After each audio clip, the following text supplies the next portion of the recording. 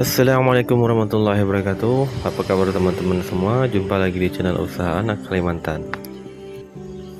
Di sini saya lagi berada di kebun sawit yang bagian belakangnya sudah berhutan. Sudah lama tidak terurus, jadi saya membawa pekerja sekitar 4 orang untuk membersihkan. Ya, beginilah keadaannya. Bagian yang berhutan ini lumayan, ada sekitar 1 hektar luasnya yang sebetulnya sudah lama ditanami sawit, tetapi sawitnya tidak mau naik atau tidak mau besar karena tertutup oleh pepohonan.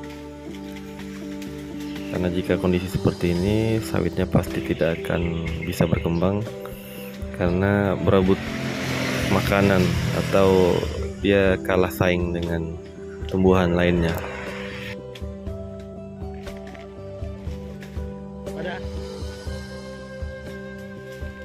Di sini saya memerintahkan untuk membuat jalur terlebih dahulu agar melihat mana sawit yang masih hidup dan yang tidak, sehingga kemudian setelah itu akan bisa dipupuk. Jika kondisi hutan seperti ini, kami di Kalimantan menyebutnya jekau. Ini adalah lahan sawit saya yang kedua, yang memang jaraknya sekitar 27 kilo dari rumah, jadi lumayan jauh. Jadi kesini ya sebulan 2 kali, makanya jarang terperhatikan. Maka dari itu kedepannya akan lebih saya perhatikan, karena sayangnya sudah mulai besar-besar dan juga sudah mulai produksi. Andaikan dari dulu dirawat, mungkin sekarang sudah lumayan besar sawitnya ini. Tapi ya mau bagaimana, karena kesibukan akhirnya baru terlaksana. Karena saya lebih fokus untuk merawat kebun sawit saya yang pertama yang hanya berjarak 3 kilo dari rumah.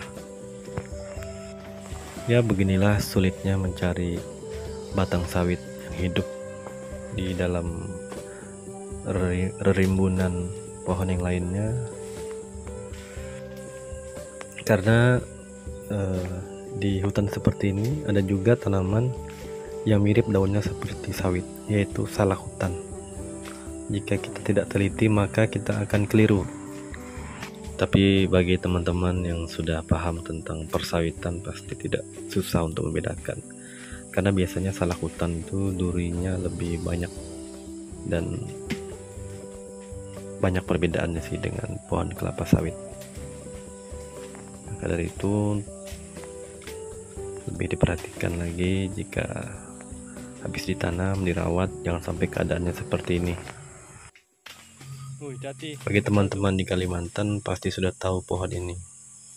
Ini adalah pohon yang sangat gatal bila terkena kulit. Kalau kami di sini menyebutnya pohon repai. Tapi saya tidak tahu kalau di daerah lain penyebutannya apa. Karena sensasi yang kita rasakan jika terkena daun itu ialah seperti terbakar pada kulit yang mengakibatkan ruam-ruam kemerahan dan pedis yang cukup lama, sekitar 2 jaman. Maka dari itu Pale yang lagi bekerja ini menggunakan lengan panjang untuk menjaga-jaga, takutnya terkena daun gatal tersebut. Inilah Pale Rahwat, petani asal Brebes, yang saya bawa untuk ikut menebas atau merintis lahan sawit saya yang berada di kilo 27 ini. Ini dengan teman saya Agus yang juga saya bawa. Kalau teman saya ini asalnya dari Kediri, yang baru datang sekitar setahunan sudah di Kalimantan. Dia ini adalah spesialis tukang panen untuk lahan sawit saya. Mana mau naik?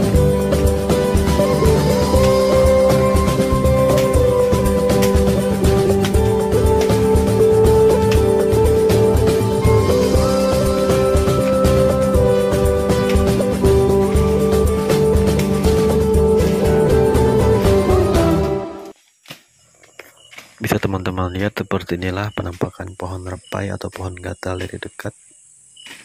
Bisa terlihat bulunya sangat banyak, karena memang yang membuat sensasi gatal ini adalah bulu-bulu halus yang terdapat pada daun pohon ini. Namun jika teman-teman terkena daun ini, obatnya itu gampang, atau penawarnya ialah akar dari tanaman itu sendiri. Bisa teman-teman cabut dan teman-teman pukul-pukul akarnya dan digosokkan ke bagian yang terkena daun tadi.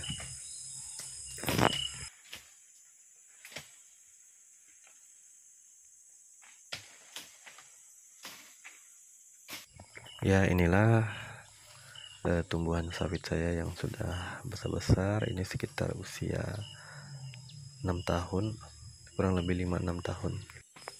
Ini lahan luas lahan ada sekitar 4 hektar, namun yang tertanam baru sekitar 3 hektaran.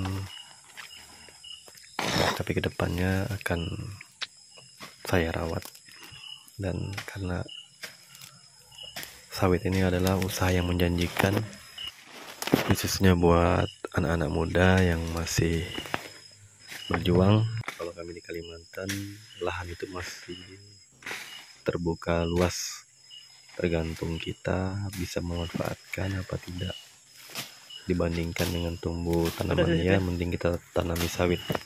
Nah, hasil daripada tanaman sawit ini cukup atau lebih dari cukup jika termanfaatkan dengan benar, karena bisa teman-teman hitung sendiri. Andaikan teman-teman punya lahan 2 hektar, dan dalam 2 hektar itu pendapatan sekitar 2 ton yang baru awal-awal, dikalikan harga 2.000, dan sementara sawit ini sebulan 2 kali periode panen, jadi per 2 minggu sekali atau 5/15 hari. Dan teman-teman bisa bayangkan, teman-teman punya tabungan sendiri atau uang sebanyak kurang lebih 8 juta di tabungan, itu minimal. Dan hasilnya bisa lebih jika bibit yang bagus dan bibit unggul, hasilnya bisa lebih dari itu. Maka dari itu, jangan ragu untuk menanam. Walaupun harga lagi turun, tetap semangat, karena namanya kita rakyat kecil tetap harus berupaya dan berusaha. Karena jika sewaktu-waktu nanti harga naik, kita tinggal menikmati hasilnya. Terima kasih, semoga bermanfaat bagi teman-teman, dan semoga bisa menginspirasi teman-teman lainnya. Dan jangan lupa dukung terus channel ini, Sahana Kalimantan, dengan cara subscribe, like, dan komen. Akhir kata, assalamualaikum warahmatullahi wabarakatuh.